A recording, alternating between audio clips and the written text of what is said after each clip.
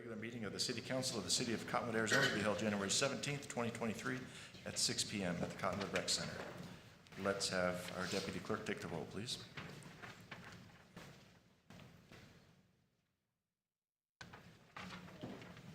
Willis? I'm here. Here. Present. Here. Here. Here. All right, thank you. Please stand to join me in the Pledge of Allegiance.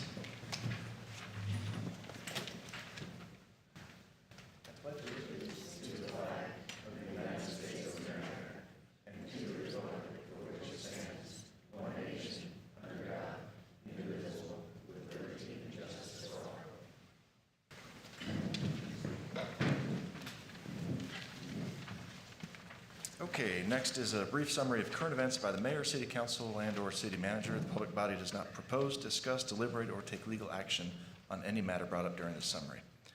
Do any council members have something to report this evening? No? All right, Mr. Rodriguez. Thank you, Mayor and Council. The Greater Chamber of Commerce will be hosting the chamber mixer as a partnership with the City of Cottonwood and Old Town Association. The mixer is scheduled for Thursday. It's scheduled for Thursday, January 19th, from 6 to 8 p.m. at the Cottonwood Community Clubhouse. To register for more information, visit cottonwoodchamberaz.org. The next Cottonwood Community Awareness Group meeting with Councilmember Naren is scheduled for Tuesday, January 24th at 4 p.m. at the Cottonwood Public Library. The public is invited to attend and no registration is required. And we'll have pizza. Tickets are now on sale for the Old Town Association annual Sip and Stroll event on Valentine's Day. Enjoy a romantic day in Old Town Cottonwood while you enjoy beer and wine samples and tasty bites at participating businesses. Tickets are $45 each through February the 7th. Visit oldtown.org for more information. And finally, registration is open for the upcoming Cottonwood Vintage Run on Saturday, April 22nd. We will also be bringing back the Half Cork 5K Fun Run, an untimed race where you can enjoy a glass of wine at the finish line. Visit runcottonwood.com for more information. Thank you, Mayor and Council. Okay, thank you. All right, next on the agenda was awards. We're going to receive an award from as Cottonwood Municipal Airport of the Year. However, Mr. Tripp wasn't able to join us this evening, so we're going to not steal his thunder. We're going to wait, bring this back, and put it on the agenda again, if that's all right with council. It is his birthday today, so that's probably why. That may be why. Yes. Yeah, that's excusable. All right, and then next then is call to the public. This portion of the agenda is set aside for the public to address the council regarding an item that is not listed on the agenda for discussion. However, the council cannot engage in discussion regarding any item that's not officially listed on the agenda for discussion and/or action. Do we have anybody in the audience this evening that would like to address the council about an item that's not on the agenda? All right, let's go ahead and close the floor then and move on to approval of the minutes of the regular meeting of January 3rd, 2023. All motion to approve those minutes. Second. Okay, Mayor made the motion. Councilmember Naren seconded it. All in favor? Aye. Aye. All right, minutes are approved. Next is consent agenda. The following items are considered to be routine and non-controversial by the council and will be approved by one motion. There will be no separate discussion of these items unless a council member or a citizen so requests, in which case the item will be removed from the consent agenda. We have 4 items this evening. First is item 1, resolution number 3157, approving an intergovernmental agreement with the Yavapai County Flood Control District for fiscal year 22 to 23 flood control project funding. Item 2, resolution numbers 3159 and 3160, reappointing Jim Money and Bill Wade to the Cottonwood Airport Commission. Item 3 is authorization to participate in the 2023 ADOT Airport Pavement Preservation Program for the Cottonwood Airport and to commit 10% match funding for construction costs in the estimated amount of $86,056. Excuse me, item 4, will you read it? Sure. Sorry. Sure. Come Item 4, master services agreement with Springbrook Holding Company for an upgrade to the city's enterprise resource planning system and a 3-year subscription to select cloud-based software programs. Thank you. Sorry. Yeah, that's good. She's a new vice mayor. Wanted to see if she's really up to the task. She's doing pretty good. Is there an item that a council member or a citizen would like to have pulled? Okay, then I'll motion to approve the consent agenda. Second.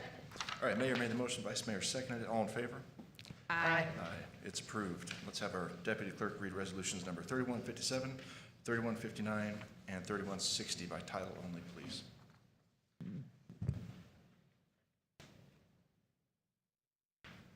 Resolution number 3157, a resolution of the Mayor and City Council of the City of Cottonwood, Yavapai County, Arizona, approving an intergovernmental agreement with the Yavapai County Flood Control District for fiscal year 2022 to 2023, financial contribution to the city for flood control improvements.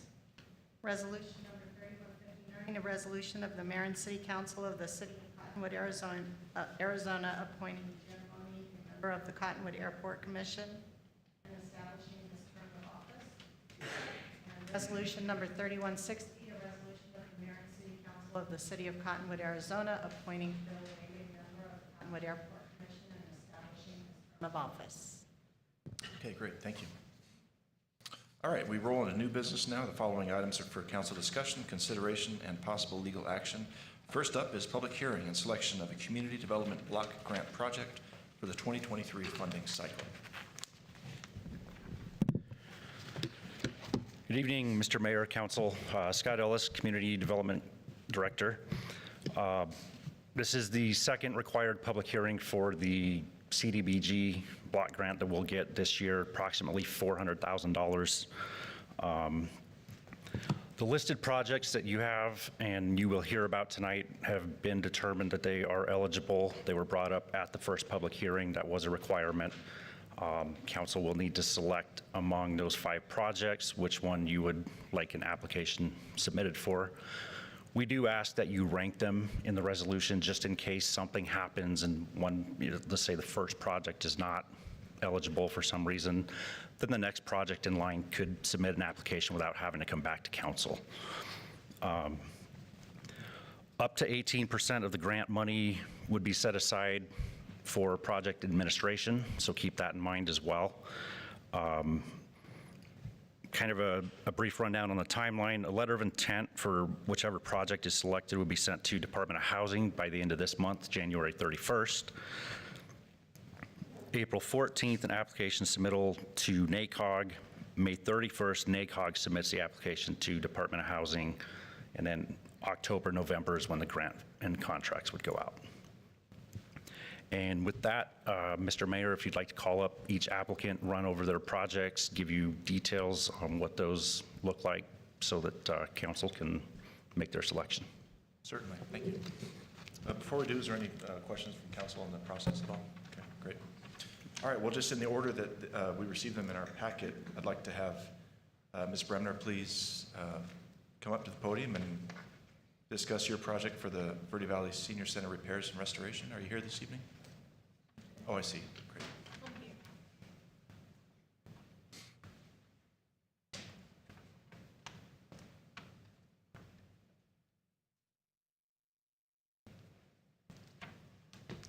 Good evening. Good Welcome back. evening. Good evening. Nice to see you all. Congratulations, Vice Mayor. Thought your photo was really good. Okay. So,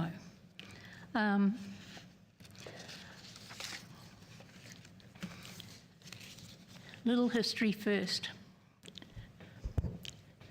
That the first known use of the Verde Valley Senior Center facility building was in 1917 when the Clemenceau smelter was built as a warehouse for the United Verde Extension Mining Company. I don't know if you're all aware of that or not. The building's over 100 years old. The city made a commitment a long time ago to finish this project. Later, the building was used to repair steam locomotives that hauled ore from Jerome. The original ornate riveted iron roof trusses were left visible throughout the building. The iron framework was infilled with brick, with every sixth row being cross-bonded and mortared with experimental concrete from that era. Old photographs taken in 1917 depict the railway lines running either side of the building. There was a repair pit and a boom that lifted the engines out of the vehicles to get them back on track. Now, in my application process, and I had to ask, do you all have a copy of that? Okay. So I think that's self-explanatory unless you have some questions you want to ask me about that. Anything, any item regarding how the funds will be used? I don't have any specific questions, but because it is a public hearing, if you want to just give us the quick elevator version of what you'd like to use the funding for. Okay, I can do that. So, in the bid specifications, okay, for the Verde Valley Senior Centre facility brick restoration, each contractor is responsible for their own accuracy in calculating the square footages for the restoration project. Regarding the brick, all brick from the top down that has deteriorated or cracked needs to be replaced with a brick of the same quality as the existing. The wall should be pressure sprayed or have a light sand blasting done to remove mortar that has failed. The brick will then be tuck pointed with a mortar lightly coloured to match the existing mortar. Pre-approval of the mortar colour batch must be accepted by the Verde Valley Senior Centre Facility Management. After tuck and pointing, the wall shall receive a cleaning solution applied with a pressure sprayer. Concrete. The high pressure spray and clean, we would have a high pressure spray and clean the lintels, the windowsills and foundations, properly patch the cracks and deterioration with an epoxy product. Painting and sealing.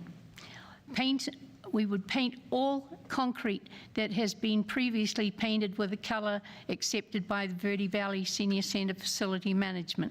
Once all painting is completed and the brick walls have sufficiently dried, the brick wall shall be sealed with a sealer that will leave an original look to the brick, not a shiny finish.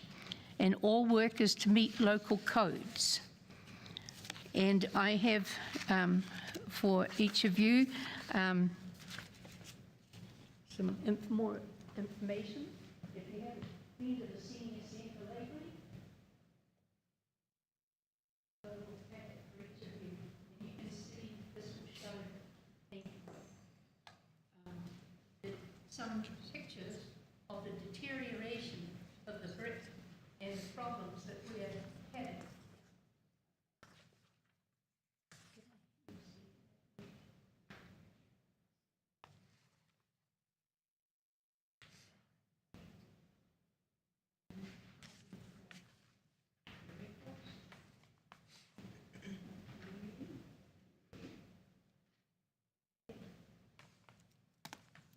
Take a look at some of those, turn the pages, and you're going to see some vital areas of the building with the kind of deterioration that is occurring.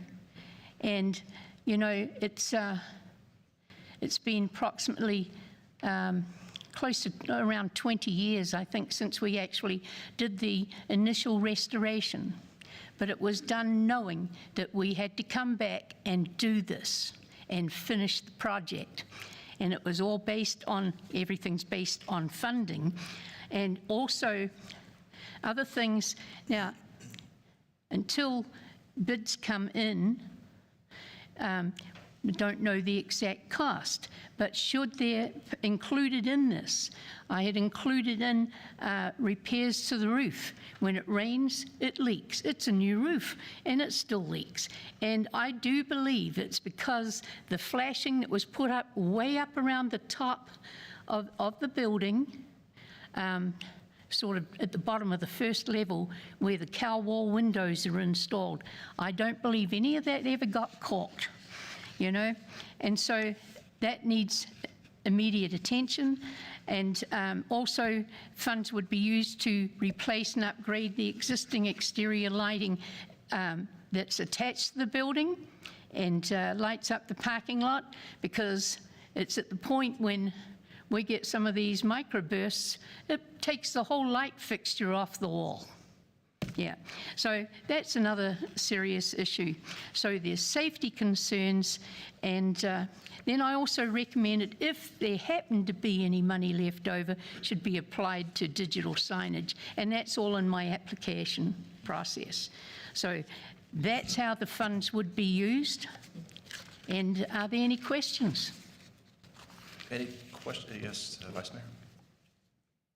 Has anybody looked at it to tell you how much longer it can last? Horrible question. I'm sorry? Has anybody talked to you or given you an idea of how long it might last if you don't repair it soon? Well, there's already seepage occurring, and that's why I showed you, you know, in some of these photos, Debbie, if you look at those and you can see the dampness that's occurring and seepage and now moss gathering. And so it's not something you put off for another 100 years, you know. We want that building because it's such a wonderful landmark and has such a history to it, you know, and of the building of this whole community, or the people who worked from that facility for 100 years, you know, and it must be preserved. And and I don't know if I'm really answering your question directly, because I don't know that there's that you can put it in 6 months or a year or 10 years, you know, but I wouldn't be putting it off any longer. Do you think that you might be able to qualify for historic preservation funding? Historic preservation funding from the City of Cottonwood normally amounts, you could correct me on this, Tim, if I'm wrong, Mr. Mayor, and that is around maybe $3,500, is it a year? Or maybe Scott Ellis, you could help me on that? Around $3,500 a year, which the Historic Preservation Society has to raise that money in order to even, you know, give anything out, is my understanding. Is that correct? Yeah, there's a local landmark process where if you were to locally landmark your building, you could apply for a grant through the City of Cottonwood. It's a 50-50 grant, is my understanding. I don't know how much is in the pool at this time, but I guess it's about $3,500 in the pool at this time. But there may be other grants that would be available through the state or through the feds. Yeah, and we're looking at hundreds of thousands of dollars, you know, and it's like we have a huge investment. $1.6 million was raised to renovate this building in the first place, and the City of Cottonwood had a huge investment of $300,000. I believe it was $100,000 perhaps from the general fund. Rudy, you might remember this, I don't know, and $200,000 from some other grant. Mayor and Council, there was a $300,000 came from CDBG funding for that particular project, and then additional several $100,000 came from the CIP fund that the city maintains currently at $1 million. Yeah, that part I don't recall, but I do recall that there was approximately maybe $960,000 that the county put into it, and the tribal council had donated, I think it was around $16,000. I know that the town of Clarkdale donated $25,000 because it paid for the walk-in refrigerator and 2 freezers, you know. And so it was a community project. Everyone kicked in, they wanted it done, they want it to be run, and it's still running, despite the economy and everything else, you know, a lot of hardships there. All right. Any other questions from council? Okay, thank you very much, Ms. Brennan. All right, and thank you. Thank you. I know it's going to be difficult, and a lot of good projects here. Thank you. Thank you. Certainly. We're going to try to phone our Attorney again.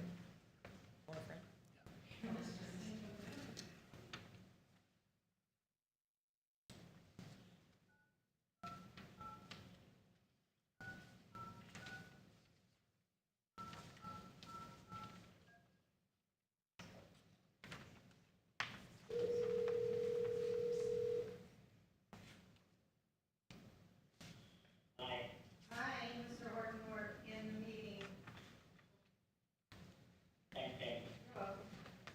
All right, next on the list here, we have Verde Valley Habitat for Humanity. We have Ms. Sims, Tanya Sims. Thanks for being here this evening.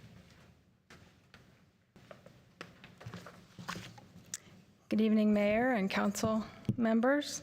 Thank you for the time that you invest in our community. I know some of the decisions you have to make are very difficult, and you put a lot of time and energy and effort into learning and becoming knowledgeable so you can make those decisions. So good luck on the ones that you have to make tonight. I think everybody's pretty familiar with us, Habitat for Humanity. We've been in this community for almost 28 years. Our anniversary is April 1st, so we've been around a long time. We started as an organization that builds homes, and then in December of 2016, we started doing critical home repair because we saw the need. We had people calling us saying, hey, I need a roof repair, or I need a wheelchair ramp, I have water damage, I need is a lot of what we hear, and so we started a program. I think you also know that we also run a restore, a home improvement restore and donation center, and that's where a lot of folks come and purchase discounted items if they can't find it at your local brand stores. So we're very proud of that store and being able to provide these services to the community. We've worked really hard to build relationships in our communities so that we can continue to build and provide the home repair program that we do. We currently partner with NACOG, and we were able to obtain some funding, partner with them, and use some of the CDBG funding from Yavapai County a couple of years ago, where some of that was specifically dedicated to be used for homeowners in the Verde Valley. So I'm sharing that information with you to just give you an understanding of the experience that we have doing critical home repair, because our request is that the council will use the CDBG funds to support homeowner improvements here for Cottonwood residents. In October of last year, we received a phone call from a rehab. We work with several rehabs. They do referrals to us, and there was a gentleman who had just gotten out of the hospital, but he couldn't go home because his home was not in good condition to go home to. He had a hole in his ceiling, which caused a hole in his floor. He had some other flooring issues. He needed a wheelchair ramp. He needed grab bars in the bathrooms, and his stove had been red tagged by the propane company, so he didn't even have a mode of an appliance to be able to make his meals. So we were able to go in and help provide the improvements that he needed in that home so he could go home, and we did it in a very short period of time so that he wouldn't have to be detained at the rehab center. With our proven track record of being in this community for 28 years and having this critical home repair program that we started in December of 2016, we have been able to complete 19 new homes through construction or remodel, 91 critical home repairs. We've served 202 individuals through both of these programs. We have received 149 requests for home repairs, and we've been able to complete 61% of those. Just in the Cottonwood area alone, we have had 50 homeowners apply for our repair program, and we've been able to complete 36 of those repairs. And some of those that we cannot complete are because they need significantly more dollars than we have in our budget for our critical home repair program. And so our ask for the CDBG funds is specifically so that we can invest more dollars into each individual's home when they need those substantial repairs. Some people need full roof replacements, some people need electrical and plumbing repairs that are more than a minor issue, some people need We've had several phone calls this last summer from homeowners whose cooling systems went out. And if there's a repair item, we can do a repair item. We do subcontract out electrical, plumbing, roofing, those kind of things. But some people need total replacement systems, and those are not inexpensive, whether it's a cooler, whether it's an AC. And so to tell someone we can't help you when it's 100 and some odd degrees outside is pretty heartbreaking to us. So the CDBG funds would go towards projects of higher cost nature, but we could also pair it with our current program where we could be able to bring volunteers in to do some of the more minor repairs, or what, not necessarily minor, but things that we can do without having to subcontract that out. All of the homeowners served would be low income, as the CDBG requires. All of our applicants would go through a very similar process to what we have them go through now. They have to qualify income-wise. They have to provide their documentation to show what their income is. They have to prove that they're the homeowner. They have to prove that they have homeowners insurance. So there's a whole list of documents that are required, and we would follow the same guidelines and requirements that CDBG for NACOG follows as it is now. So we feel that we could probably serve around 20 homeowners if all 20 homeowners were to need $20,000 in funds invested into their property. Right now, according to the data I looked up on census, is we have about 2,900 homeowners in Cottonwood, owner-occupied homeowners. 50% of those are occupied with by individuals with household incomes of less than $50,000. So $50,000 sounds like a lot of money, but when you're trying to pay for your mortgage and you're trying to maintain your home, and with the rate of inflation, $50,000 does not go nearly as far as it used to. And what we found in our critical home repair program is that we have a lot of single homeowners who apply. At one time, they had dual income households, and then they've lost a spouse. Most of our applicants are seniors or veterans. They've lost a spouse. They no longer know how to maintain their home because their spouse that maintained their home is no longer with them. They have a decline in income, or their physical abilities have changed so that they no longer can do the things that they used to do. So since we know this data, we keep this data on all of our applicants.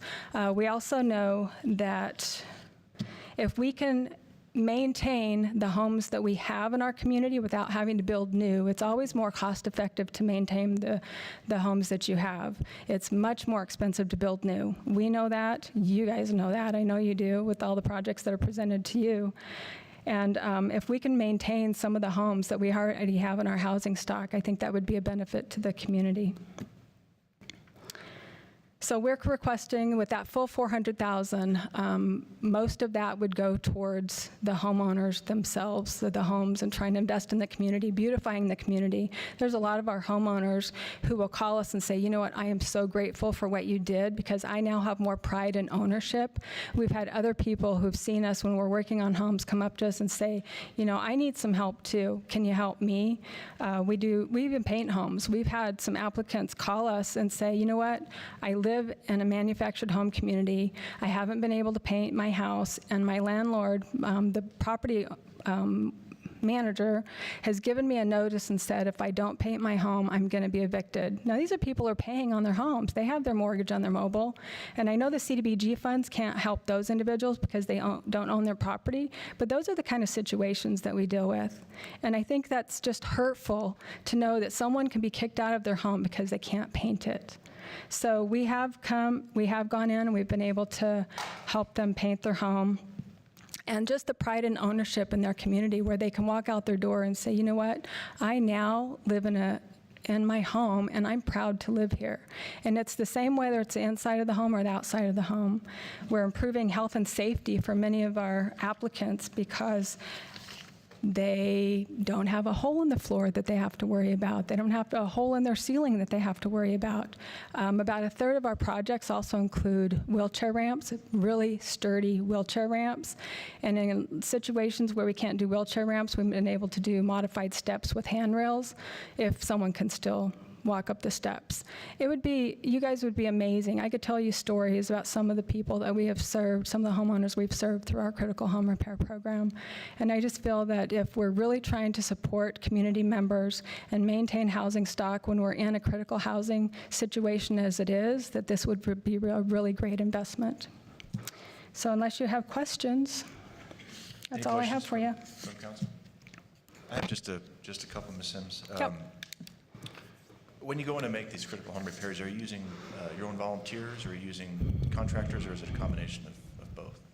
It depends on the project. Sometimes it's a combination of both, and sometimes it's just either or. So if it's something that doesn't need a permit, we can do without a permit. We use volunteers. And if it's something that we need a permit for, it's a subcontractor. Or if it's electrical, plumbing, or HVAC, or a full roof, we subcontract out. Okay, great. And then this may be a question for Mr. Ellis, but there's 18% budgeted for project administration, and you're right at that number. Is that for the applicant, or does the city incur any of those costs for administration? I think it's Mr. Ellis that would answer that, sorry. Mr. Mayor, Council, it would be out of the total allocation, so it would be from that 400,000. Okay, so 100% of the allocation goes to the applicant, and then out of that, 18% can be used for administration. Correct. Okay, I understand. All right, Same type. go ahead. Same type of question about the admin fee. Just so Habitat actually uses that for their own admin, right? Right, so the administration fee with the 18% would be for NACOG's assistance to manage the grant. So it's not money that goes to the applicant. Is that reasonable, do you think? So when I spoke to Isabel and I was trying to just create a simple budget, we do have to have some funding that goes to support our administration. We have a construction manager who goes out and inspects every property before we decide what needs to be done. Then we have to hold our own, we don't have a general contractor's license, but we have to hold the same insurance that a general contractor does. So we do have some expenses because it's a construction program that we have to uphold. So when I was talking to Isabel, she said, well, go ahead and put in the 18%. So will we actually have to use that 18%? Yes or no? I don't know for sure. But she said when I was submitting the funding request just to use that amount. Does that make sense?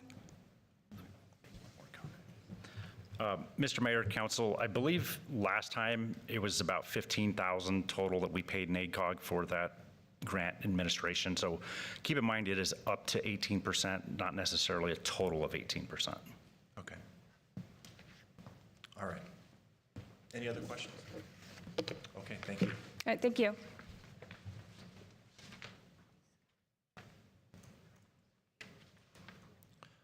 All right, Mr. Browning, you're up next with your transitional living program. Hey, guys. Well, I don't know how I can follow them. That's such, there's such huge needs here. Thank you guys. I want to thank you guys, too, for being of service.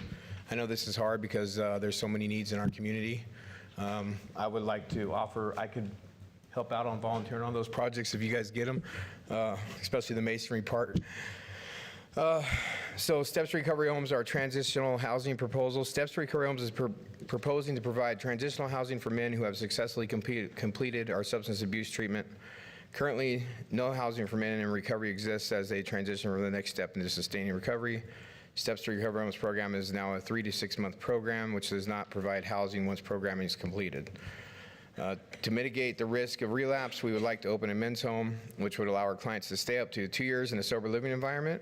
This is critical to their sobriety and will reduce the influx of emergency services and other community resources our clients must access when they complete our current program and have nowhere to go. Recovery housing provides a voluntary, safe, substance-free living environment that is affordable to low and moderate income individuals and provides connection to peer supports, recovery programs, and community-based resources that help to stabilize early recovery.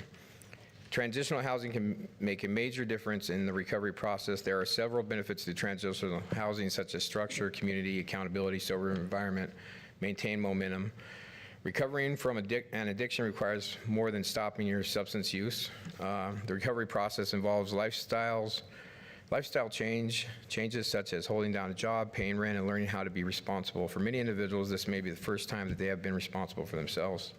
Transitional housing benefits can help support someone in making the necessary changes that will support lasting recovery, something Steps to Recovery Homes hopes to accomplish. So I just wanted to kind of talk about a little bit of this. We started Steps to Recovery Homes, and I think we've done a pretty good job of helping people in the community over the years. We have transitional living right now that holds 5 guys, and it's been full for the last couple of years. So for the last couple of years, when the people complete our structured sober living, they have really nowhere to go. And what happens is they actually they have to go in, and start living somewhere in somebody's room, or they go back to their old places where they go, and it actually increases the chance of recidivism and relapse. And sometimes they need a little bit longer to step down. So the whole thing with the recovery process is like, it's a step down program. And it takes, when I talk about, it's not just about using, it's about changing the behaviors. It's about actually getting the tools to be able to live life without the use of drugs, like deal with, how to keep a job, or how to, be a parent, or be a family member, or be a productive member of society. So I kind of wanted to talk a little bit about, we've grown, and we've opened an outpatient treatment center. We've been very strategic on how we can maximize the success rate and help more people in our community. And by opening the outpatient treatment center, we're able to help people that aren't in our homes. And then the people that are in our homes, it's become a supportive housing. So it's only a 3 to 6 months instead of 6 to 18 months. So we're looking at actually getting some more transitional housing so we can step down that program, and they can be in they can do the 3 to 6 months, but doing therapy and some very,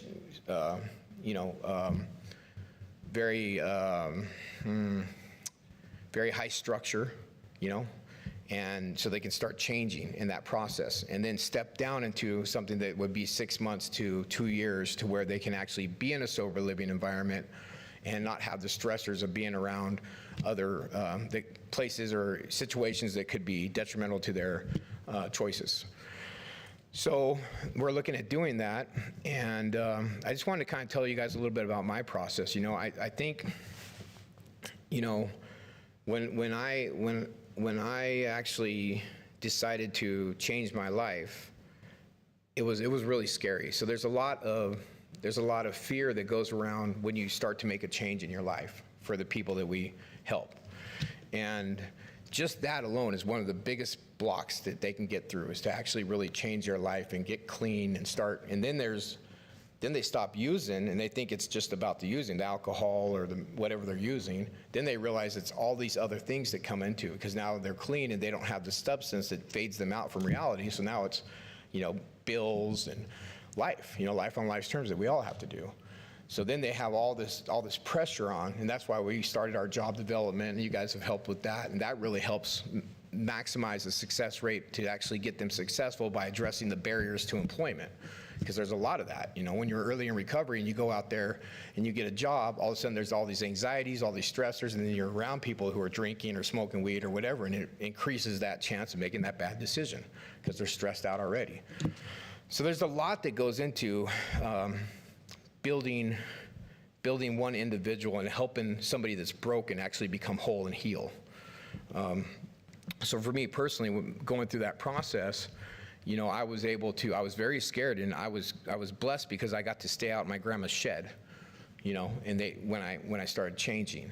But then when I went to try to find somewhere to live, like I had a felony, there was nowhere for me. It was really hard, so, and then be able to become a parent, like I had to get, my kids were in permanent guardianship, and I went to court and I got my 3 kids back, and I was a single parent. There was just all these stressors that were on me, And I wish I would have had some kind of a sober environment. Actually, I stayed clean and sober, but it was like with a lot of dedication to like on a daily basis, making that decision that I wanted to move forward and be a better person.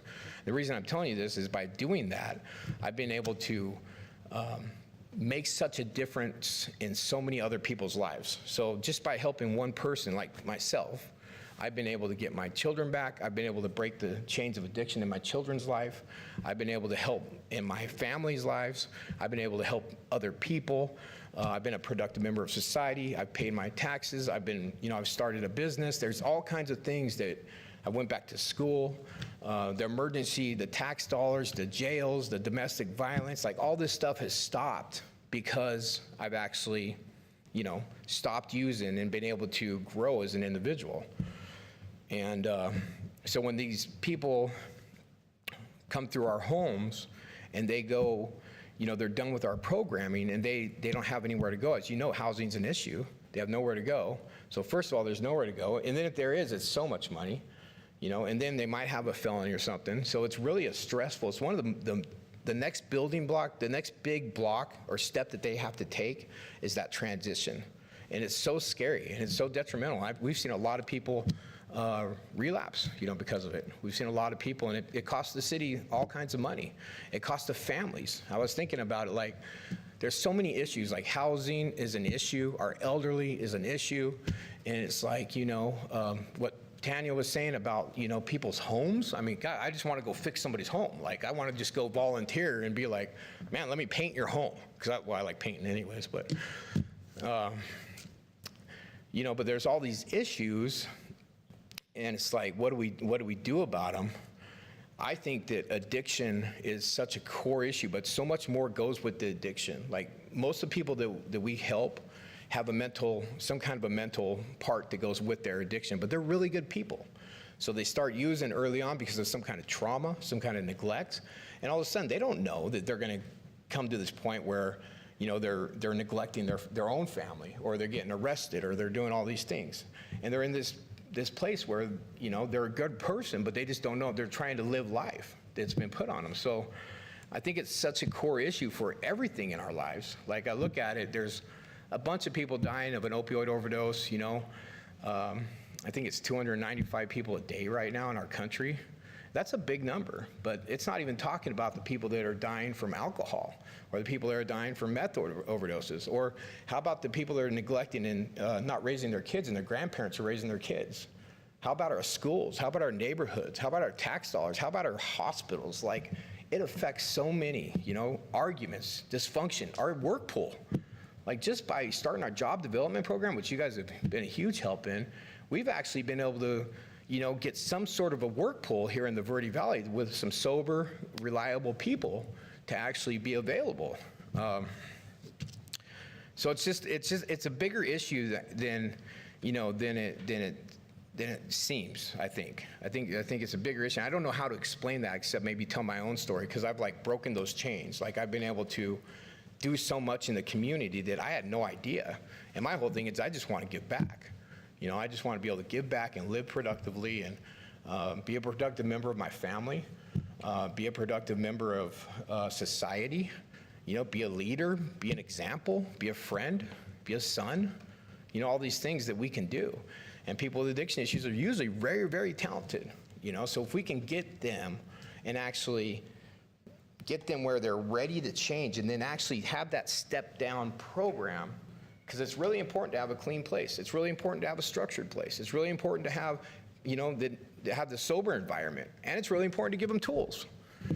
So we're not just wanting to house them, we're actually wanting to give them programming too. And now with the outpatient treatment center, we'll be able to continue to have them in programming also.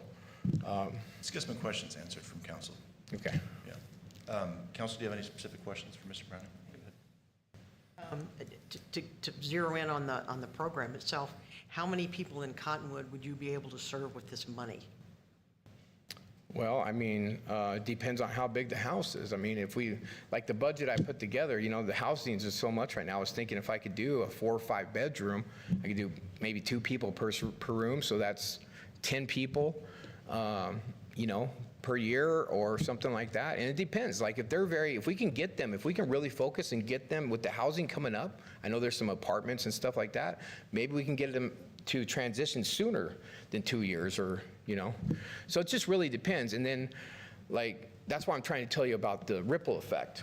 Like, just because we're helping one person doesn't mean we're helping I mean, by the people we get clean, we help so many more people than that one person, if that. And you only deal with people in Cottonwood? We deal with people outside of Cottonwood, too. Most of our people, our highest percentage is people that are local, but we deal with people outside. Okay. Any other, that was my question, but any other questions from council? No? Okay. All right, well, thank you, Mr. Browning, stick around. Okay. Okay, thank you. Okay, we have two more, and they're each from City of Cottonwood. We have Mr. Teal to speak on the fitness park first.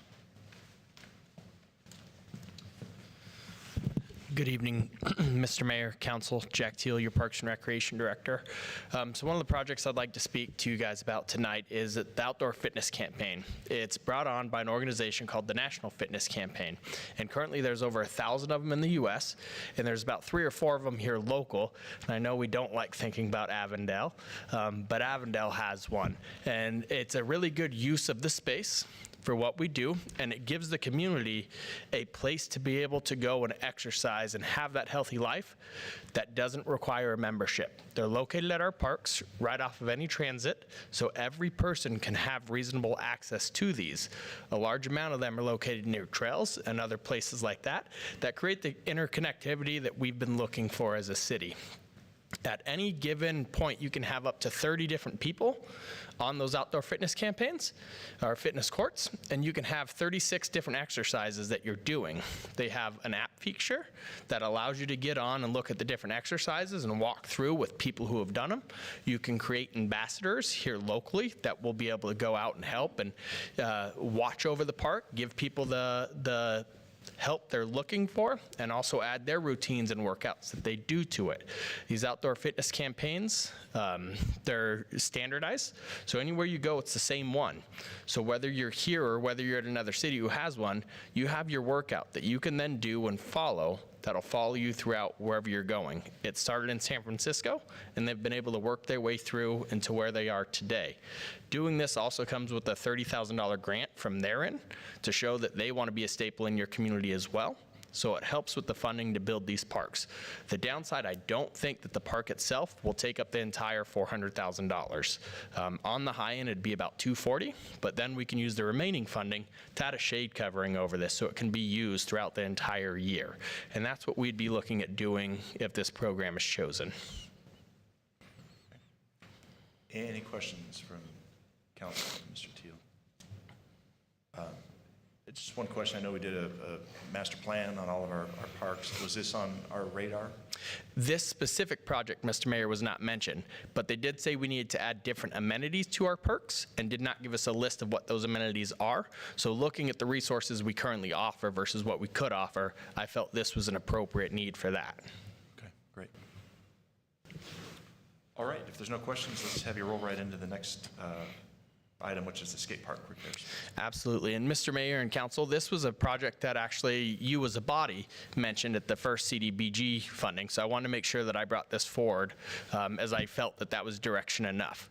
So what we need to do on this project is make some much needed safety repairs to both facilities. So Council is aware of the issues we've had at the skate rink recently with the big crack down the middle of it. You guys have all seen those emails. Our team was able to go out and fix that. Those are always just Band-Aid patches, and I was out there this morning, and unfortunately, those Band-Aid patches are already coming apart at the seams. And it has to deal with the way that that concrete was laid. There's no moisture barrier underneath it. So no matter what we do to that space, it's going to continue to happen. So aside from ripping it all up and redoing that concrete, I think we're always going to have those issues that are present at that facility. And then if you start looking around the actual rink, the outside edges of it, a lot of that wood is in pretty bad shape and needs some attention here shortly. It's serviceable. It's not a safety issue where somebody's going to go out and get hurt on it now, but making sure that we keep up our amenities and our features that we already have was another big item mentioned in our Cottonwood Parks and Recreation Master Plan, and something that I want to make sure we're doing. That's on the skate rink. On the skate park side, our bowls do not drain properly. There's a big gap in the middle of the park that has not been finished yet. We would like to get that area finished and solve our draining issue in those bowls. We've had a lot of rain recently over these last couple days, and I went down there to check this morning, and sure enough, every one of those bowls has puddled water in the middle of it, which creates safety issues when you're asking people to go in there and use them. And then the rocks and the unfinished landscape in the skate park obviously creates an issue because you have rocks where kids are skating and one pebble gets locked underneath your wheels and you take a tumble. So those are the things that we'd be trying to address with this. I do think the $400,000 would be enough for this program. It'd be probably $100,000 in the planning of it, and then $300,000 in the building, finishing the project off. Okay. Any questions from council? No. Okay, thank you. Thank you. Sure. Any other questions from council for any of the applicants? Of Vice course. Mayor? Habitat, how many people would you serve in Cottonwood for your project? How many people would we serve? Well, if for $400 minus any small admin fee, if you designate maximum of $20,000 per homeowner because cost of increase in construction materials and subbing out, it would be 20, I think I put 22 or something in the application. That's over a 3-year period. Now, not everybody's going to need 20,000, so that means that you might be able to serve a few more people. And those are Cottonwood, correct? Strictly Cottonwood. You're welcome. Any other questions from council for any of the applicants?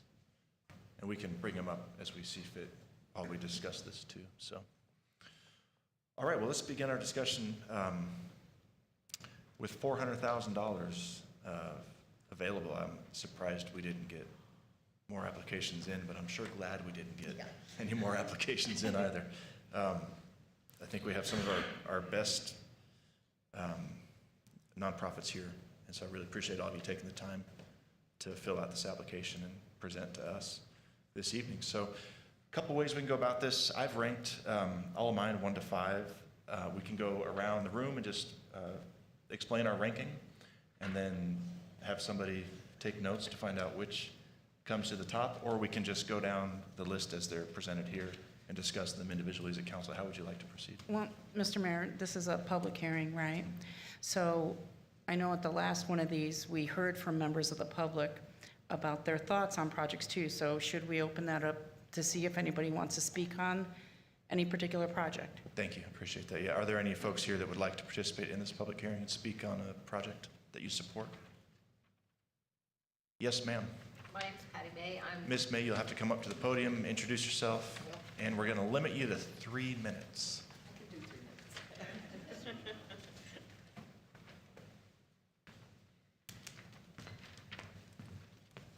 I'm like Elaine, I'm gonna have to pull this down. My name's Patty May. I'm presently the clinical director of Steps to Recovery's New Connect Wellness Home. I would like to speak on support of our project. I have been in the Verde Valley since 1995 and have worked through Spectrum as a crisis counselor. I opened up a program there called the Women's World, and I'm proud to say that I've seen the Verde Valley grow greatly in how they treat their mentally ill and their substance abusing people. I want to commend Damien for his options, and I'd like to say that scientifically, it takes 3 to 7 years to really get back to full brain repair from any substance use. I know it seems like 7 men is not a lot of people, but remember, these are people that have families, jobs, and are going to become taxpayers in the area. What we offer is safety, transition, and growth, and also hope for people in the valley to grow and change. I've been sending people to Damien's home since 2013 from the Women's World, and I've seen a lot of positive growth there. And I feel he has his heart in the right place.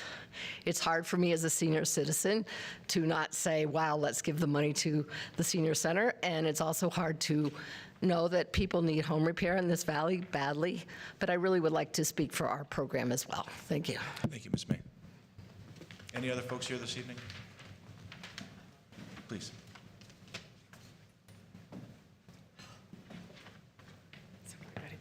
Hi, I'm Angie Dixon. I'm also work with Steps to Recovery Homes, and I just wanted to speak on the transitional housing.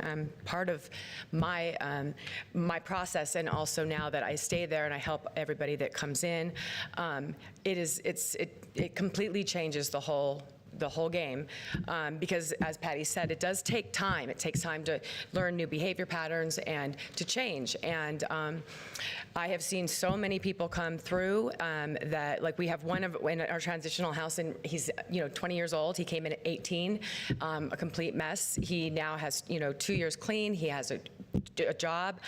He had never had a job in his life. Just so many. I mean, the people that have come through and have maintained their sobriety and become functional, it really, it just changes everything. It really gives us more of a chance. For me, when I came in at my age, it was very hard to make these types of changes because I was so set in my ways. And having the support and having that available to me, I'm just saying that I see that it helps so many, having that extra time to learn how to live. Life is stressful for everybody, for all of us, and especially during these times. And so anyway, that's why I just wanted to say that it's been very helpful. I've seen it. It works. So thank you for your time. Thank you. Anybody else this evening? Ms. Bremner, as the applicant, I'm not sure that I can have you come back. That's my question. Am I able to add to this? Because no one asked me how many people I serve. It was in your application, how many? I just want, and that was a minimal amount, yeah. Thank you, Ms. Bremner. Thank you. Any other members of the public here that'd like to speak to council before we close the floor for the public hearing? Okay, thank you. And thanks for the reminder. All right, so again, we can proceed a couple different ways. Would you like me, I can start, I can go down the list, and we can have somebody tally those up. Does that seem like a reasonable way to proceed, or would you prefer to take each applicant separately and just discuss them as a council and rank them? Okay. All right. Well, listen, I'll start, and this is obviously a very challenging thing because we want to stretch the money as far as we can. We are limited with the CDBG funds. In years past, they used to allow us to fund multiple projects. We can no longer do that. They want us to pick just one and one project only, so it makes it really challenging. This is a 4-year cycle, so the pressure's on. Like I said, I'm glad we didn't receive any more applicants. But all that said, here's how I ranked mine. Is the first, I would like,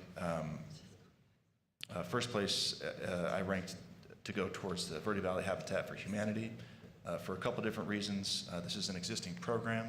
Their critical home repair is proven to be successful. This meets a couple of our strategic goals in my mind as a council, that we want to, promote homeownership and promote the beautification of our neighborhoods. So housing is very critical to this council, as we all know, and as Ms. Sims pointed out, it's far less expensive to maintain a home than to build new, and that's why I feel this is a worthy program. Second on my rank is the Steps to Recovery Homes. Again, this is an existing program with proven success, and we have very limited housing units available for transition. I know we have a few that are about 11 that will be built from the Verde Valley Homeless Coalition, which will help our situation here in the Verde, but I feel like this program would help, even though it's small numbers, maybe 20 max individuals. I still feel like that's, with the multiplier effect, a pretty big impact for a community our size. Third, Verde Valley Senior Center. This has been on Ms. Bremner's list for a lot of years. I know it's a much needed repair. The reason I ranked it third is I feel like there are some opportunities for some grant funding to fund this. And when it comes down to really just a humanitarian level, I really felt like it just didn't rise to the level of importance as serving individuals more directly, like the items I ranked first and second. Fourth would be skate park. Fifth would be the fitness program from the city of Cottonwood. The reason I ranked those last is I feel like the city has applied in the past for CDBG funds, and I feel like the other applicants that we have in here, with the exception of the Verde Valley Senior Center, have not received CDBG funds. I feel like it's fair to spread those dollars across the community as best we can. So that's how I rank mine, and taking volunteers at this point. I'll go. If I can keep this button pushed down. You're lucky you don't have to do that. I think our line of thinking is very similar, Mr. Mayor. Housing is one of our largest issues that we keep talking about over the last couple of years here. And I manage, most people here know that I manage properties here in town, and I have had people that have been through Steps to Recovery homes programs come in and move in and be very successful and talk about how they got there. I've had people move into my properties that have not been through a program and have failed and been evicted because of addiction. And so I have seen a lot of that, and Mr. Browning's programs have been very successful over the years, and since I've been here. So I would rank Steps to Recovery homes first because of the ripple effect and how many overall people that those programs can help, but also adding the transitional housing stock specific to people with addictions, I think would be very beneficial for that population of people. I ranked Habitat for Humanity second, mainly again because it's a housing program. It's going to help keep people in their homes, which is very important. The Senior Center I ranked third, and then the skate park fourth, and the fitness park fifth, mainly for the same reasons you did, Mr. Mayor. Okay, great. And I can go next because my first choice was clear, but it was the remaining rankings. I was waffling between my choices for a second. It was kind of more of a tie. And all of the programs, all of the projects fit the program goals and requirements, which were more by staff at the first. Specifically to Cottonwood, though, these all are valuable and much needed programs and projects.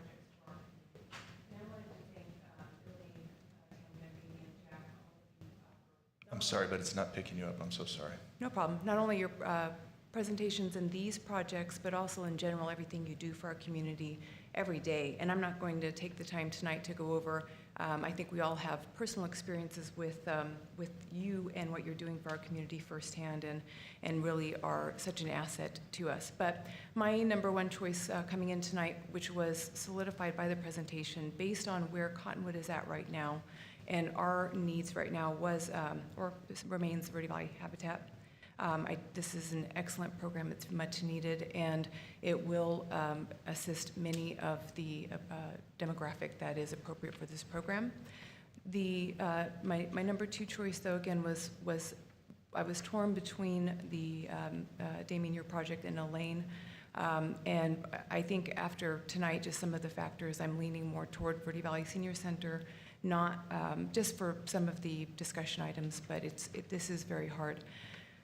With regard to the city projects, the skate park, that's something that I think we all hear about. That's a project we know we need to address. And personally, if that one is not selected, based on the comments from my remaining council members, I would like to see us work that into the budget discussions in upcoming fiscal years. It is used. It's a tremendous asset for getting our kids and community members outside, getting them to stay out of trouble and do fun, healthy activities. And I would like to make sure that we do, build that in. That is a city project that we have some additional flexibility with as far as what we can do. Okay. Did you get all of those, Ms. Mays? Yeah, okay, great. I stopped at 3 because I think for purpose, I can keep going, but I think, I'll see what the rest of you say if I have to make some additional comments. Or how much time did I have, Mayor? All the time you're required. Sure. So I got a reminder at 9 o'clock this morning on how important Damien's program is and how it does affect everybody throughout the community. So that's definitely my number one at this point. Second would be the habitat program. The more people we can keep in their homes, the better. Third was senior center, and then fourth and fifth were the fitness park and skate park. Especially hearing that it's a safety issue, I'm sure there's a way we can work that into the budget for next year and go from there. Okay, very good. Okay. My number one pick was Habitat for Humanity. I've had to use that myself numerous times. Number two would be the transition home. Number three is the senior center. And having to replace my son's teeth more than once for the skate park, that's number four. And the fitness park is my fifth choice. Very good. Thank you, sir. It's me. I think both of the city projects are 4 and 5 because I have an idea of how to possibly get one of them done during our budget, plus maybe take the place of something else that my brain's going to. So those are out for me. First would be Habitat. They serve a lot of people, and I'm into better. Second is senior center. I understand that need, and I can help maybe with some grant applications and that sort of thing for Elaine. And then third is the steps to recovery. Okay. All right. Is there a clear number one there, Ms. Mays? Well, I would think it's because I think Okay. Okay. I've got Habitat 1, 2, 3, 4, 4 to 2. I counted 4 for Habitat as we were going around too, so I think the winner or number 1 is Habitat. Okay, and then would recovery, steps to recovery, or would the Verde Valley Senior Center be second? It would be the transitional housing. Okay, transitional housing program for the steps to recovery. Okay. Okay, well, we're not making a motion this evening. We're giving direction to staff, and I believe that that's the direction that staff would require unless you need something more. Mr. Mayor, the next item on the agenda is the resolution to pick the project Okay, in this order that you select. I apologize. Okay. Making it hard on us. 1 to 5. So I'm going to lean on Mays because I didn't. So I'm ready Well, to make the motion. Let's move on then to the next item, and we'll do this the way you're asking me to, okay? So it's resolution number 3158, which is authorizing the submission of an application for fiscal year 2023 Community Development Block Grant Funds. So go ahead, thank you. Resolution number 3158, authorizing the submittal of a 2023 CDBG funding cycle application to the state of Arizona for the in priority order Verde Valley Habitat Project, Steps to Recovery Project, or number 3, the Verde Valley Senior Center, 4, the skate park, and 5, the exercise and shade structure. Second. Okay, thank you for that. Councilmember Henry made the motion. Councilmember Karat seconded it. Let's have a roll call vote, please.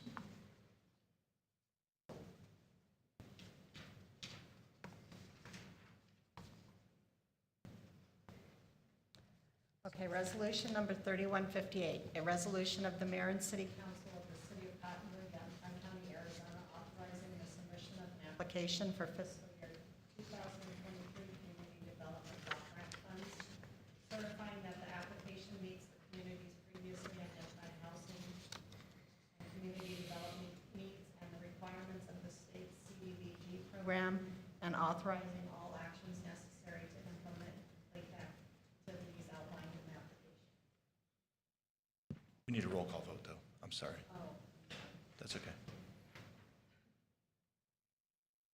All right, Councilmember DeWillis. Yes. Councilmember Duvernay is absent. Councilmember Henry. Yes. Councilmember Karat. Yes. Councilmember Weldon. Yes. Councilmember Naren. Yes. And Mayor Linsky. Yes. All right, so the resolution passes, and unless Mr. Horton corrects me, I don't think we need to have you read that by title only since you already did, right? I think you read it enough. All right, thank you. Okay. Thank you, everyone that submitted. Thank you very much. Okay, next we have item 3, which is ordinance number 728, amending the zoning ordinance by amending sections 402, locations and boundaries of districts, 404, general provisions, 406, parking and loading requirements, and 427, Old Town Special Planning Areas. The first reading. Evening. Thank you, Mayor, Council. Tina Hayden for Community Development Planner here. I have several zoning ordinance text amendments, 4 different sections that you just named. The first proposed amendment is to Section 402 for location and boundaries of districts. This is for the zoning of former right-of-way that is being conveyed to a property owner. It would adopt the zoning of the adjacent property that is owned by the property owner. The second section is Section 404L under General Provisions. This is regarding outdoor storage. Currently, for retail uses, the outdoor storage is a list of items that is allowed, including Christmas trees that is seasonal. The proposed amendment is providing an update of listed criteria that would include other items such as outdoor furniture that would be allowed as outdoor storage that is more than 24 hours outside of a commercial building.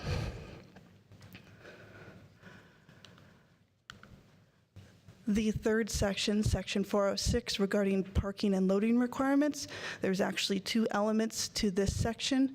The first is that currently we do not call for physical delineation or striping in our zoning ordinance. This has actually prompted the idea of ghost parking, and that people essentially make their own parking spaces. This would clarify that striping or delineation is required. The second element for this section is to clarify required parking spaces for single and multifamily parking or multifamily housing. Currently, it is listed that a single family residence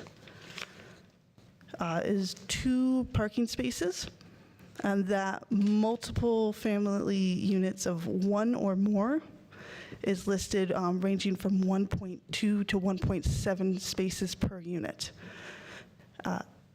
There's essentially a gray area of a 1-unit multifamily dwelling versus single family. We are separating and saying that a single family unit or a single-family house on a lot would be 2 parking spaces, and that any 2 or more units would range from 1.2 to 1.7 parking spaces per unit. The last section, Section 427 for the Old Town Special Planning Area, or OTSPA, is going to add a minimum lot area per dwelling unit of 2,500 square feet for single-family and multifamily residences. And that is the end of this presentation. I am ready for any questions you may have. Council, do you have any questions for Ms. Hayden? I just have a question on the Section 406. I'm all for parking lines. What do we have as the standard for how far apart those lines are? The dimension for a parking space is 9 feet by 20. I believe the stripes themselves have to be, and correct me if I'm wrong, 4 inches. And on the ones that have parking opposite each other, is there a minimum between the 2 sides? So like if you're backing out into another row of parked cars, is there a minimum? I believe that would be 24 feet drive aisle. And again, correct me if I'm wrong. Yeah, Mr. Mayor, Councilmember Karat, if it's a 2-way drive aisle, it is minimum 24 feet. If it's 1-way, it's 12 feet. I did have a question, Mayor, if I may. Sure. Ms. Hayden, The way I read the proposed red line revision, the lanes is for new developments, correct? Not just for new developments, any development that submits a permit or a new project, we may require striping to be updated.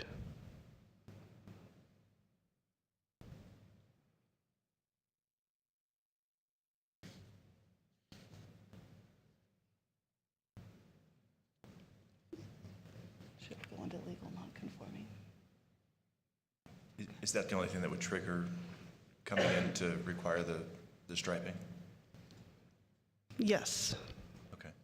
I just have one more question with that. If it's a dirt lot or a surface that Pete doesn't work on, how does that work? Or are we mandating that everybody pave their parking lot? I believe what we're calling for is the physical delineation. There are actual, there's an apparatus that can just kind of be pushed into the ground for a dirt lot, kind of like a reflector item that could delineate the parking space. So we're not forcing anybody to put way more money into something that doesn't necessarily need to be a... Mr. Mayor, Councilmember Karat, no, we used to have a requirement that it would have to be surfaced paved. We, a couple years ago, got rid of that to make it so you have to have a surface that's approved by engineering and the fire department to support runoff and fire apparatus, which doesn't necessarily mean it has to be paved. Okay. I just want to double back and make sure that your questions were answered. Councilmember Henry. Are you concerned there's nothing in there that's triggering? Okay.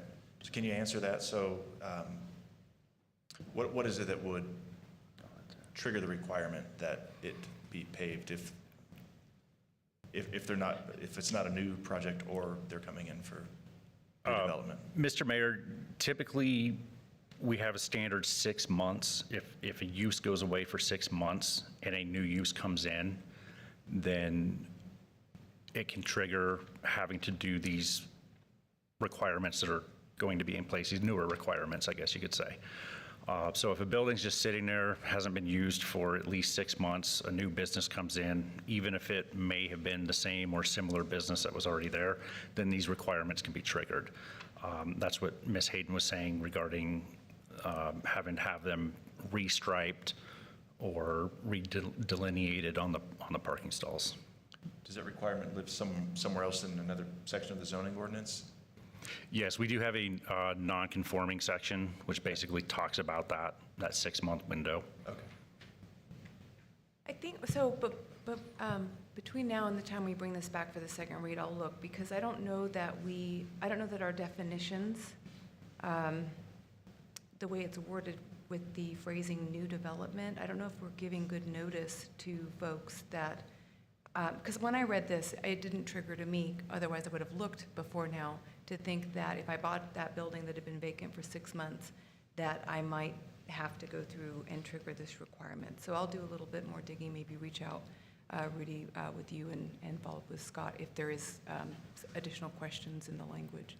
Okay. That'll be fine, Mayor, Councilmember Henry. We can go ahead and discuss that offline, and if we need to make some adjustments, we'll go ahead and make the adjustments necessary. Okay. And may I ask just in general what predicated the changes? Is just that we're revamping so many sections of our zoning ordinance to make it easier? Yeah, Mr. Mayor, as you know, over the years, we're trying to clean stuff up. Some stuff that's in there isn't noticed until it becomes an issue. Somebody asks about it and, oh, okay, well, yeah, that doesn't make sense. Let's go ahead and update that. Let's clarify it most of the time, make things easier. Sometimes we get pushback. Well, your ordinance doesn't say that it has to be this, but yes, it does need to be done. Okay. All right. Any other questions from council on this? No. On the ones that have spots, if they're going to apply for a permit, can we make sure or enforce that they're actually 9 feet wide and not, hey, we needed 30 parking spots, so we drew 30 lines or 31 lines, and we're going to call it good? Yes, Mr. Mayor, Councilmember Karat, we do final inspections before we issue a certificate of occupancy, and we check the parking spots. Okay. All right. Is there anybody here this evening from the public that would like to comment on this item? This is first reading, so we'll come back here in a couple of weeks. So for second reading, so if there's nothing else from council, we'll go ahead and move on. Okay. Let's have our deputy clerk please read ordinance number 728 by title only. Ordinance number 728, an ordinance of the mayor and city council of the city of Cottonwood, Yavapai County, Arizona, amending the zoning ordinance by amending sections 402, location and boundaries of districts, 404, general provisions, 406, park loading requirements, and 427, Old Town Special Planning Area. Okay, thank you. Okay, next and last, under new business, item 4, ordinance number 729, rezoning an approximately 2.4 acre parcel of land located at 1798 East First Street from R1 single family residential to R2 single family multifamily residential. And again, this is the first reading. Thank you, Mayor, Council. Tina Hayden from Community Development, bringing to you the application for the BOT rezone. This is a 2.4 acre parcel that is the northwest corner of Fur and, Camino Real. Currently, the parcel is zoned as R1. Its land use designation, however, is MR, medium density residential, which is compatible with the R2 zoning. There are no projects proposed for this parcel. Any future multifamily development is subject to code review and design review, which is going to be before the Planning and Zoning Commission. I have several pictures. This first image is the zoning map for the property. You can see in the crosshatches that is the project site zoned as R1. To the south, we do have R2 property, and then community facilities with the Mingus Union High School. To the northwest and east, we have the planned area development. The parcels to the northwest are medium density residential, which is comparable to what the site is designated as. This is the land use map showing that the site is designated as the medium density residential. Here is an aerial view of the site in the center. We do have Mingus Union High School to the right. We have that planned area development, the Cottonwood Commons subdivision to the left. And then 4 pictures of the road views. Now these were taken at about 2 p.m. on a weekday. So this is looking west onto First Street, east onto First Street, north on Camino Real, and south on Camino Real. And that is the end of my presentation. I am ready for any questions. All right. Questions for Ms. Hayden? I don't have any questions either. Seem pretty cut and dry to me, and I know it aligns with the general plan and the zoning map for that area either way, so seems like it would conform. Thank you. Okay, thank you. Anyone here from the public to speak to council on this item? All right. Again, just first reading, so we'll bring it back again for a final vote. Let's go ahead and have our deputy clerk please read ordinance number 729 by title only. Ordinance number 729, an ordinance of the mayor and city council of the city of Cottonwood, Yavapai County, Arizona, amending the zoning map of the city of Cottonwood, Arizona, for a parcel of land, APN 406-04053M, so as to change certain district boundaries and classifications thereof from the present zoning designation of R1, single-family residential, to R2, single-family/multifamily. Okay, great. Thank you. And I will move to pay the claims and adjustments. Second. Okay, Mayor made the motion. Councilmember Henry seconded it. All in favor? Aye. All right, and I motion to adjourn. Second. All right, Mayor made the motion. Councilmember Karat beat you to the punch. All in favor? Aye. We're adjourned. Thank you.